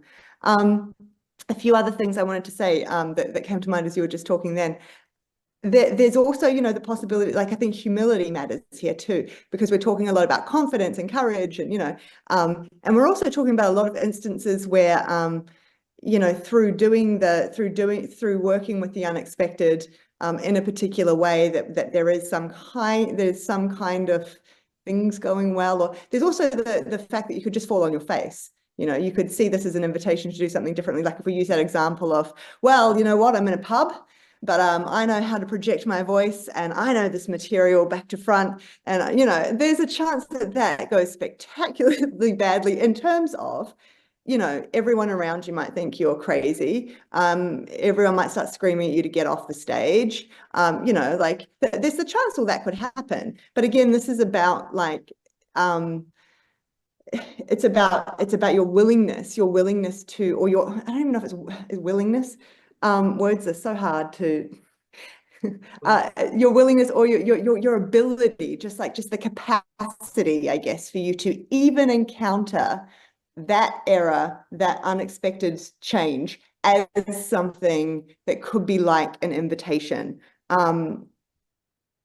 That is the authentic resonance piece. That is the how do we tune into knowing that that's what's going on here, as opposed to I am secretly motivated, or maybe not so secretly motivated by some other, I don't know.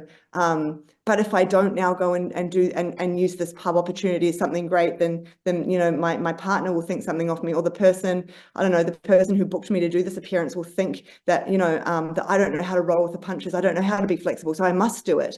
So like that, the person would then still go and do the presentation at the pub, if we use that example, but it would be coming from a very different place to I'm experiencing inside me some sense of like, I'm going to do it. I'm going to present. I'm going to, you know, does that make sense? So that's important. And it's important, I think, to specify that there's also the chance that, yeah, you could fall on your face and everything, but you could still experience authentic resonance. And then also the other thing that comes to my mind, well, actually, I'll talk about this one quickly first, and then I'll move to that point. You were talking about, you know, self-reflection in the moment could make you lose contact with it, right? That could take you out of the process or take you out of the flow, whatever we want to call it. And that's also important because, so again, the type of therapy I do, part and parcel of the type of therapy I do is that we record sessions. And we watch them back, and that is frightening. that is frightening for the inner critical voice. But well, it's not actually. It's the inner critical voice loves it. But it's, you know, it's quite an act of humility. So, but I've been thinking a lot about that, because that's kind of almost discussed sometimes as quite a sort of mechanic. It's just an aspect of this kind of therapy. They do that. It helps you to, because it's quite complicated, it helps you to look for signs you might have missed. But there's so much more to it than that I think makes this form of therapy really effective. So now I am much more rested in my sessions, knowing that there'll be an opportunity later too to do that kind of thing. Like that, it allows me to stay in that process more. Because otherwise you can fall into the thing. I might miss something though. You want to go back into analyzing, and so it does that. But it also then, the act of watching these videos back, especially in terms of seeing yourself, hearing your voice, all these things, gets you intimately in contact with all these things that I just described, like your inner critical voice, like you know, you have to confront them time and time again. And the more that you do that, the more that you come to be, well, I guess, habituated to it, but you come to see like, that you can get below it, that if you stay too much in the self-critical place, you get to know the consequences of that. You move beyond it. It's a training. I guess this is another kind of training that then spreads out to the rest of your life. That actually, I can be aware of all these. I can be aware that there's always a risk that I could go down that pathway, right? But then I will lose contact with these other kinds of, I call them deeper processes. Some people call them higher processes, whatever they are, which yeah, which are actually the sites of creativity. These are actually the things that afford me, yeah, creativity. So that piece I think was really cool. I'm thinking a lot about everything that watching those sessions back affords us. But then last thing very quickly is it does just sound like with a lot of this that the importance of it starting young, like even, and maybe also what I'm getting at is I just wonder too, especially like with artists, if we stick there, I just wonder if that this did start young for them, and that is actually part and parcel of what sort of then allows them to keep on the artist path, or to become an artist, or however you want to talk about it. Because what I mean by that is, like, you were describing a few things there, like being the kid who went on nature walks rather than XYZ, who, you know, all these other things, and kind of and I can relate to that very deeply, because I just think about there are lots of things that I did when I was young, when I was a child, that, yeah, like went against the grain of like I would go and sit and read like a book on the side, and like while everyone else is doing these other things, and like just lots of examples I could give you that I don't really know, like when I look back on, just seemed like I was just, I was just okay with it. It is actually authentic resonance. I remember at the time thinking like I knew that no one else understood why I was okay with that. And I could understand how other kids would be like, oh no, but then you'll be like an outcast and you'll not be part of the group. But I was just like, okay with it. I don't know how else to describe it. And I just wonder then, does that speak to, I mean, this is a whole ball that's probably a different conversation, right? But was that already just there? Like, so that connection with, I don't know, I'm probably going too far sideways, but why is it that even at that young age, I guess, because that's not to say that there's not like other aspects of things that were going on that I definitely had to work through later on in life. I'm not trying to paint a picture of I was afforded some kind of childhood where I had access to authentic resonance. It was definitely not that. You know, but it was just, you know, I don't know, that was there already, and yet for some kids it obviously wasn't. And then there's other things where I could notice what it's like to feel like I wanted to be part of the crowd. But I guess maybe it's just that like there are little sparks of that, and then my willingness, or maybe just necessity due to some circumstantial stuff that in other ways might not have actually been very good or ideal or healthy, but maybe a side effect of that was that it then allowed me to, well, I can tune into this thing. Like, you know, like maybe in the lack of other stuff like around me guiding me, maybe I can just, you know, sit here and tune into this kind of felt sense of, oh, I'm good to actually, if I just sit here and read my book while I'm actually, that feels kind of rested and right. Even though I can name all the different social implications of that would be seen on paper to not be good for me. I'm good. And then in following that path, though, I wonder if like that is also the training, like part of what was speaking to me at that time about that being good was that, again, it was because this is you getting in contact with the thing that is the training ground for which you will need later in life to ensure that you can do all these other things, or, you know, it's like you say, at the time when these things happen, we don't know where they're leading. But I wonder if the ability to be in touch with that authentic resonance in that moment, part of that was in service of knowing that and doing that, it would make it clearer for me. It would retain access to it for me over the lifetime. But actually it's important to keep engaging in it, even if that makes sense.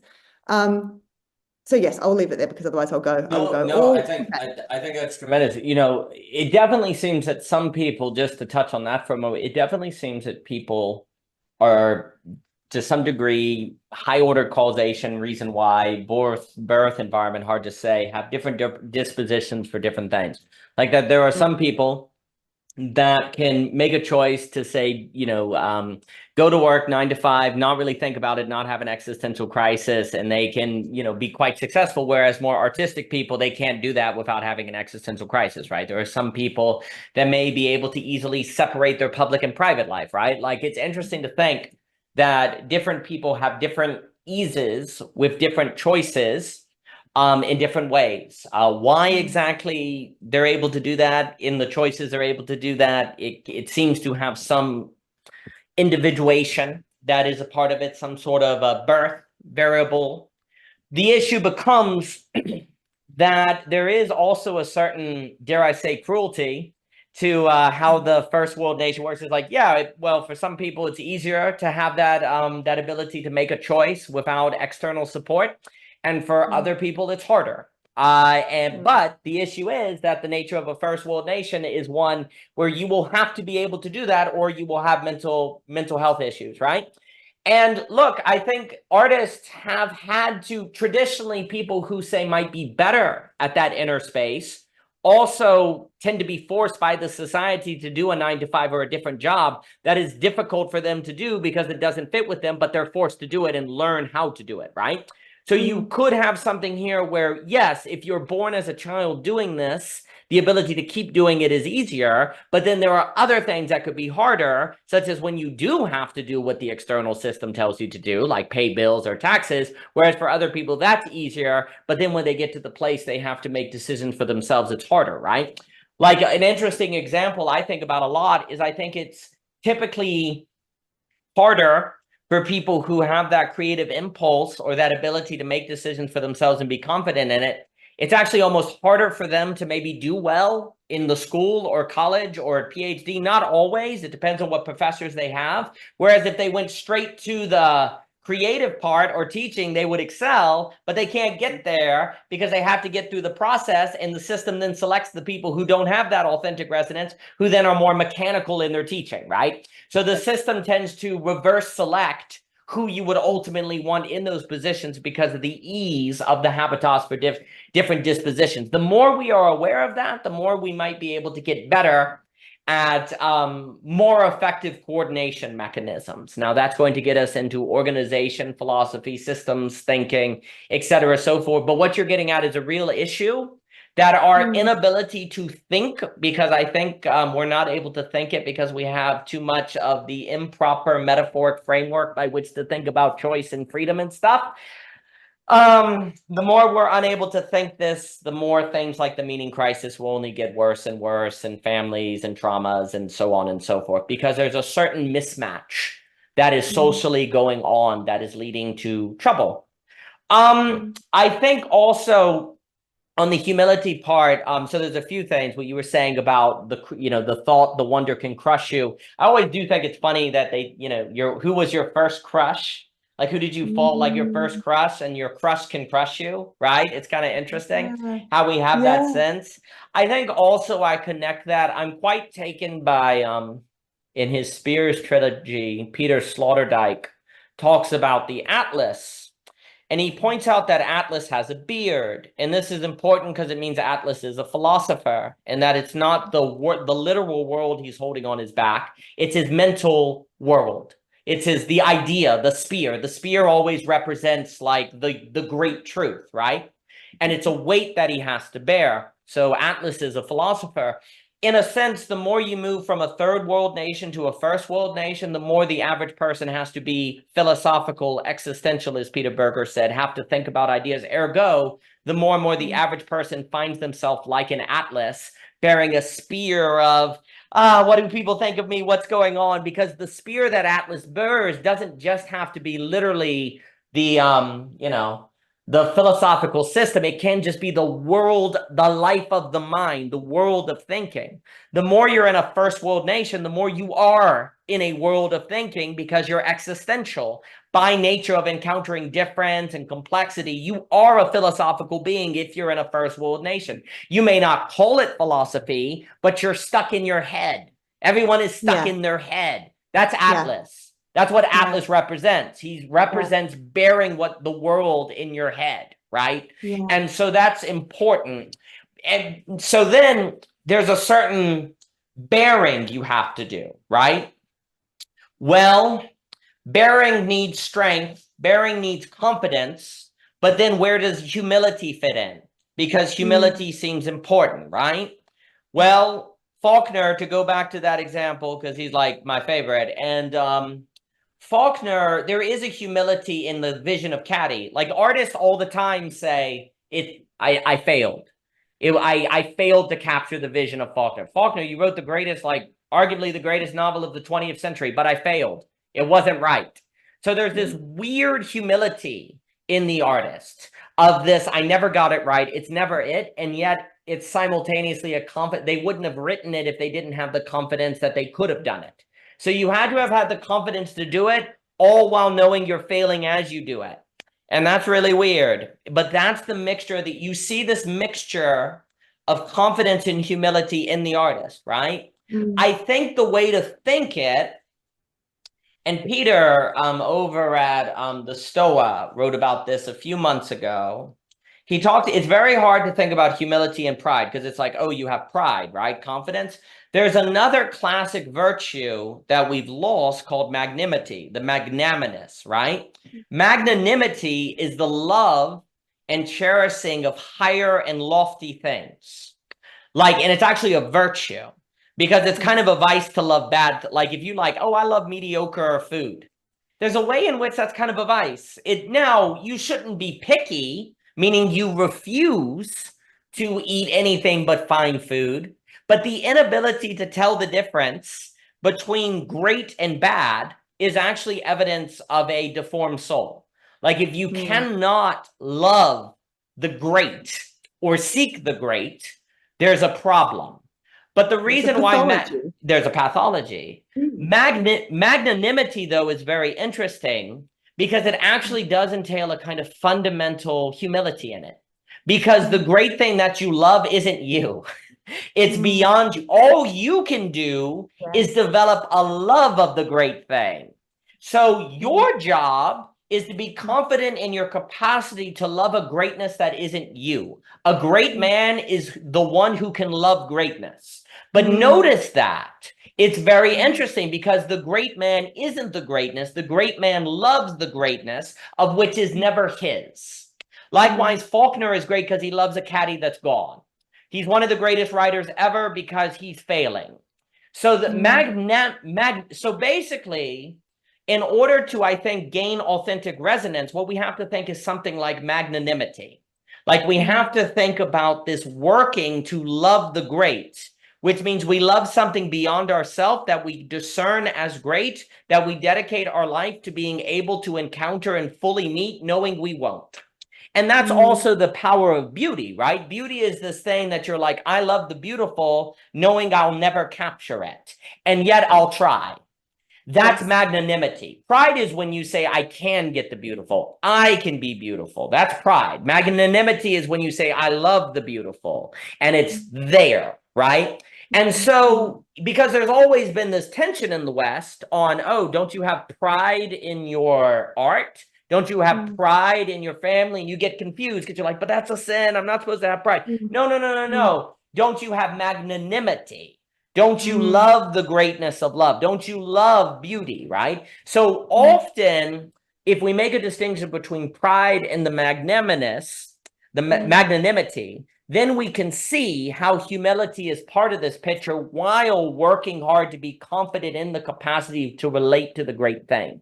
And I definitely think so much of many people's confusions, or dare I say mental health problems, are a result of kind of lacking proper framings, right? It feels like you have to choose between pride and humility. So then you end up either talking about how terrible you are or talking about how great you are, and neither of them work. And then you don't have, here's the key, you don't have an understanding of self, of which would need to be as a prerequisite to even begin the conversation of choice. Because if you don't even know what you are, how can you talk about what you should feel as you choose? And if you understand that what you are is a being that needs to love the beautiful per se, love the great in magnanimity, which entails a humility of knowing you will never be that thing, then you will always make a good choice is one that never fully captures the thing you're choosing. A good choice is incomplete. That's why it's beautiful. And you come to expect that. You come to expect the weight, like Atlas, the anxiety of what you are doing, but that's precisely a sign that you have the strength to bear it. And if you bear it well, last time I look, Atlas is pretty divine, and there's a magnanimity that is part of that. And so I think when we think about, I want to prepare for the magnanimous, that sounds, oh, so you're prideful, you never want to make mistakes. No. I want to be a magnanimous person, magnanimity, which means I'm going to be prepared for the encounter of a greatness That by encountering means I'm not great because that thing I'm encountering is great. Therefore, there's a humility. But if I'm not prepared for that thing, it will destroy me. I may envy it. I might be overwhelmed for it. So I want to be prepared for it so that I can experience it. And in that experience, know what the beautiful is that gives me a feedback loop to be more confident to keep doing it. Oh, and by the way, when you're magnanimous and have the resulting shine, you're a gift to the people around you, because then they're inspired by you. They've seen a way of life. You've given them a model. So much of classical thought is, how do you model better ways of living? Because if I tell you, hey, live a good life, well, frick, what does that mean? But if there's a model of shine, if there's a model of these things, there's a gift in the model, right? And it is an effective model as gift because you're not thinking about yourself. You become an effective model precisely because you've entered a certain self-forgetfulness in the magnanimity of the greatness that you are lost in, and you're showing everyone how to be a mirror, basically, of how to shine with the beauty. But the mirror is reflecting and glorious, not because it's talking about how bad of a mirror it is, thus cracking itself or turning down because it can't stand the sight. It's trying to reflect and shine in magnanimity to everyone around, which thus creates the inspiration of a dance. And so magnanimity then functions as a gift to other people, and thus is actually selfless in that sense. It's not egotistical because it's shining to others. And the more you get the authentic resonance, the more you can be a gift as such, because of the relation to the greatness that you prepared yourself to encounter. And because you're prepared, you're able to reflect it and then reflect it to others. And then you can have that collective dance. Yes, and it's surrendering to the idea that we're all capable of it. So it's, it comes with that sort of shared humanity piece too, though. It's not that I am special, in some way. It's also from a position of we all have the capability, right, to encounter this, and not shrinking away from that due to fear of, like you say, others seeing you as boasting or prideful or whatever, but like actually honoring that, and through doing that, of course, then that opens up, of course, the possibility for others who encounter you doing that, and then, but yeah, it's actually an admission of the fact that this is not some special aspect of I, that this is actually something that we all share, this capability. Yeah, the bringing Atlas in was really nice. I was also thinking, as you were talking about him having a beard, I was thinking about this concept of Kairos and sort of the god that goes with that, as he has, I think they talk about like a beard, quite a long beard on the front, and then a completely bald head, so that you have to, once he's past you, you can no longer catch hold of him. You have to be ready to catch hold of his beard, like the moment he appears, right? And then once you've seen him and gone, oh, that's who it is. Oh, he's gone now. Now it's just like an oily head, and I can't hold on. I can't hold on. I can't hold on. I thought that was just, yeah, I really appreciated that. Yeah, I think, and that speaks to, again, the importance here of the timing component, if we call it timing.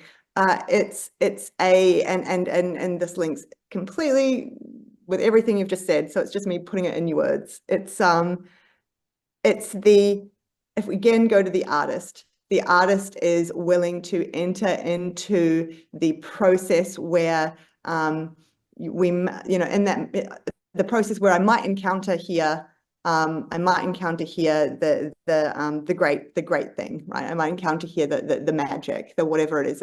But there's no certainty of that. And there's really nothing I can do to predict it one way or the other. But I do know kind of the process I can enter into where I can wait for it, if we call it that, right? So I can go and I can sit at the portal entrance and sort of wait and see if something, but I don't have, but it's the surrendering of the I, and that I can't actually force that thing out. Like I can't, force the encounter, but I can go and wait. And so it's and with that comes obviously people around me might not know what I'm doing, why on earth I would be doing this. Like this makes no sense to them in other terms. And also nothing may occur, and I could easily look at that as a waste of time. Other people could, but I'm willing to engage in the process. And I think, yeah, that is the kairos is the bit where we can't know when it's going to emerge, when we will encounter it. But the willingness, the humility, the courage, both humility and courage, to go and to enter the process and to be there and to be in it and in the not knowing. That takes a substantial, especially within, like you're talking about, then the broader societal context you're in, of course, especially when you're surrounded by people who are not operating like that and who are saying, what on earth are you doing? Like, why are you talking to some person on the other side of the world for 2 hours on Zoom in front of your bookcase, when you could be doing work, So like there's all these examples. And so if not for my ability to be able to, this is a prime example, to connect into exactly that same thing, the authentic resonance. When we finish this call, I will leave and I will feel good and like rested and like I'm good, like with my decision to engage with this because it was led from that place, regardless of how the content went, although there's an extra enjoyment of the content today, which is going to add an emotional tone to it as well after the fact. But again, regardless of the emotional tone, even if I left and I thought, well, that was a waste of time, there's still like a sense of, but I know what guided I know what I got in contact with that guided my decision to do the call. And that I don't doubt. I don't doubt that the source of that was something other than I, but was not the other, like in terms of like, it was something, and that's the self-forgetfulness, I guess, as well. This is the term I'm now understanding better. And so that to me is priceless. And again, even if it means that I then encounter people in my day or my week who wouldn't understand why I would use my time that way, or have thoughts and feelings about me using my time that way, or might watch it and say, what is that? What a waste of time. Why would you do that? All those things, again, doesn't mean that I might not have any kind of emotional reaction to that. It might still hurt. I might still get angry. I might still, like whatever. But it doesn't matter in terms that I don't then go into a place of like regret. Oh, I shouldn't do those things. And am I making terrible decisions? And like, I don't question it, because the source from which I drew the inspiration to engage in this, I trust. And the felt sense that goes with that is the felt sense of that trust, I guess. It's the best thing I can use to try and describe how on earth I know or trust that I tuned into that thing, as opposed to it coming from some other place. And that's really, really, really hard to talk about. That is what authentic resonance is. It's that, whatever I tried to point to, actually quite literally. And it's the reason that I am so focused on it right now is because I find it is very, very distinct to all the kinds of stuff around emotional resonance that I do in my work as a therapist, which I still think is also a completely forgotten kind of that area is not looked at with enough detail in society at large. I think people think they know what emotions are and stuff. It's not, and that from our previous talks. I still feel very strongly about that. I still think that's really, really important, but this is a separate pot to that. This is not about emotional resonance. This is about connection into that source, whatever it is. Yes. And so yeah, I think I'll just leave it there. This conversation, that one that I had with Seth, this is it's really it's helping me. It's really helping me as well to get I don't know, what is it, well, it's to put words to something, but it's also helping me to somehow find my voice more clearly. And I guess that's just the illustration of exactly what we're talking about. Again, I am now just like, whatever, I'm going to say some stuff and I can be fumbling around and people will think what they think, much more so than when you're new to doing this sort of thing. And it's like, oh, I was trying to describe something, And now I listen back and it's like, what choice of words? Like there's not that. That's really starting to fall away. And so even in this conversation, it's here and it's alive. And that's actually that's what I love about this, though. That's what I love about these conversations, and something I just can't describe to other people who say, what on earth are you doing? This is the training in the, but that this is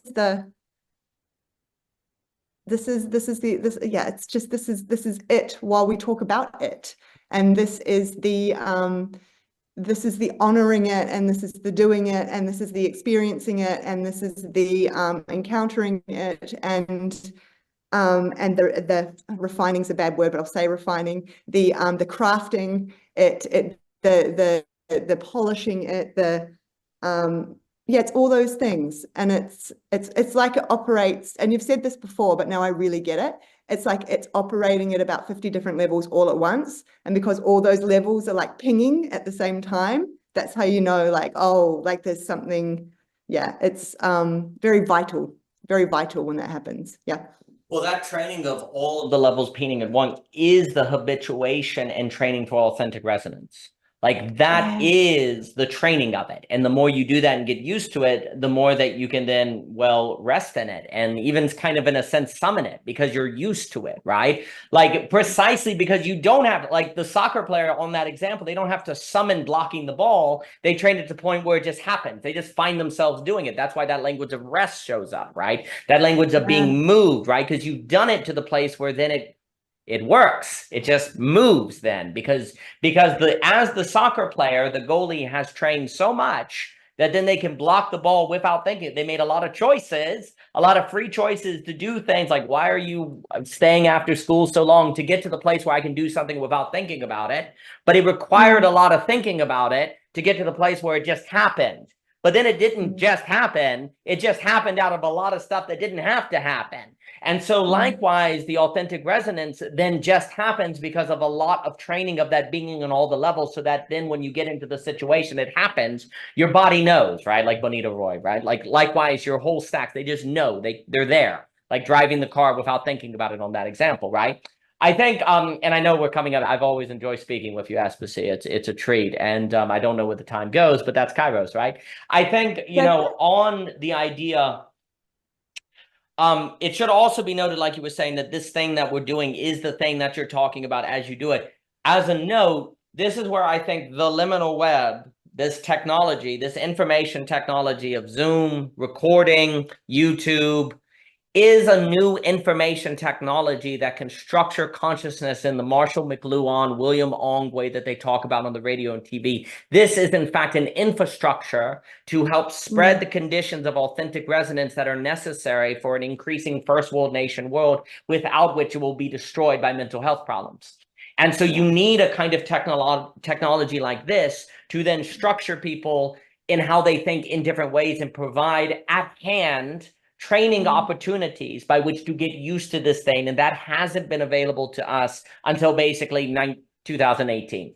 And really now this infrastructure is there, without which we haven't had what is needed for things like the authentic resonance. I will also note, I'm not sure if I want to say that mental health, like good mental health, is authentic resonance, but certainly authentic resonance is necessary to sustain it. Like whatever is good mental health, you work through your traumas, you get your emotional resonance, then you get your relationship straightened out, you get your finances straightened out, you get all that. Okay, you've got some good mental health, but do you have authentic resonance? No. Well, then you're going to lose it.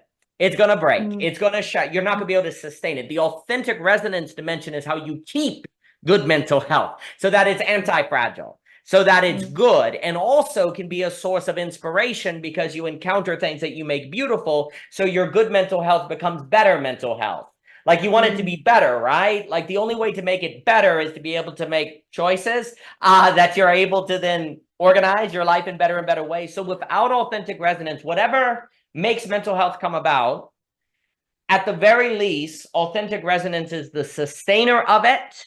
And I think the guider of it toward greater possibility, because the greater possibilities don't, well, let's put it this way, your society is not going to externally give you those possibilities, because if they did, everyone would do it. It wouldn't be greater, it would be the mean. And by definition, if the greater possibility requires doing hard things, what is hard is, by definition, what the minority will do, right? Until a few people, that's why it's hard.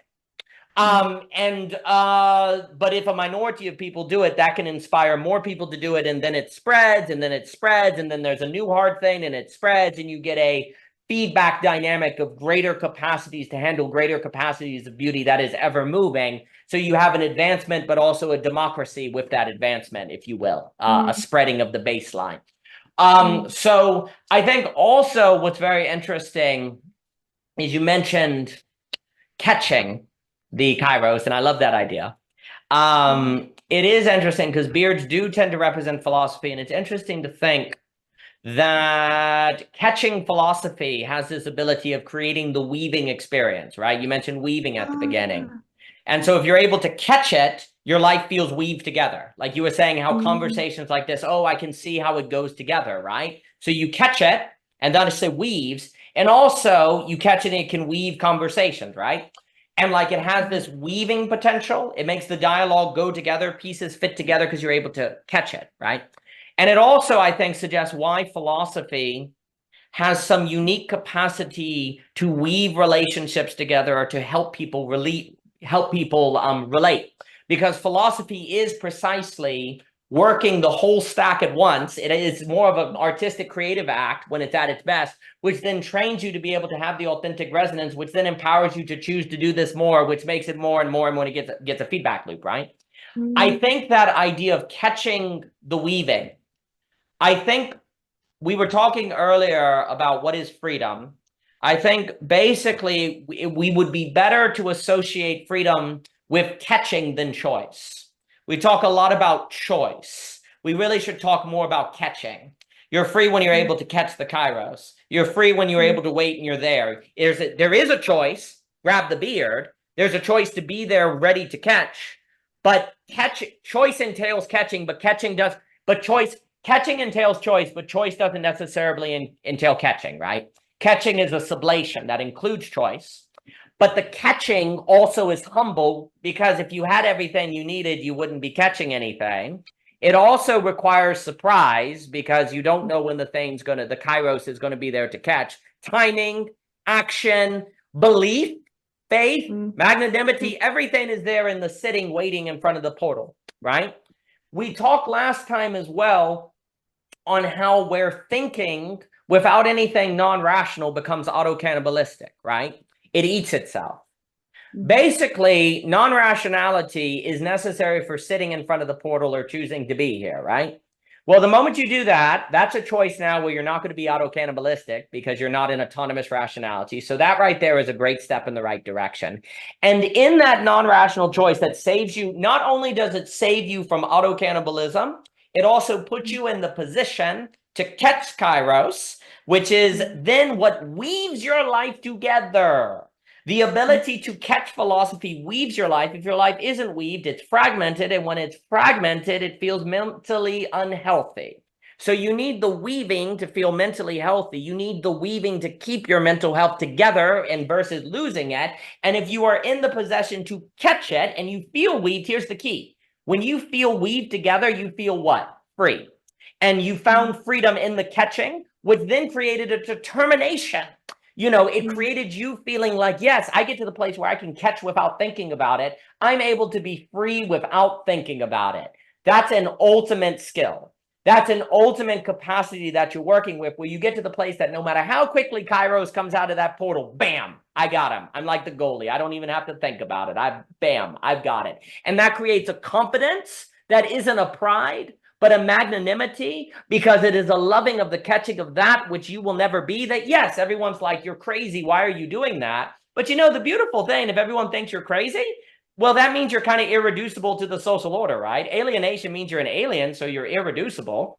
So if everyone thinks you're crazy, that means you're a person. You stand out. There's some good to that. And in standing out and everyone thinking you're crazy, that can be like all of the models in history where Thomas More, you're nuts, like all these different people. But that's precisely that standing out without engaging in pride is necessary to inspire others to live different lives that also loves the magnanimous, that can weave them as well. But how do you stand out without being prideful? It seems almost like if you stand out, you're going to be prideful, right? There's only one way, by having your eyes on something greater than you, and you're standing out because you're standing where you can catch the kairos, and you can't catch it where everyone else is standing. So you're standing out to be in a position to catch, not because you want to stand out and be seen. You're standing out without thinking about it. You're self-forgetful. You're not thinking about where you're standing. You're thinking about catching kairos, and it just happens to be you have to stand out to do that, but you're not thinking about yourself. You're positioning and conditioning yourself in a non-rational way so that you can catch kairos, and in so doing, weave your life together,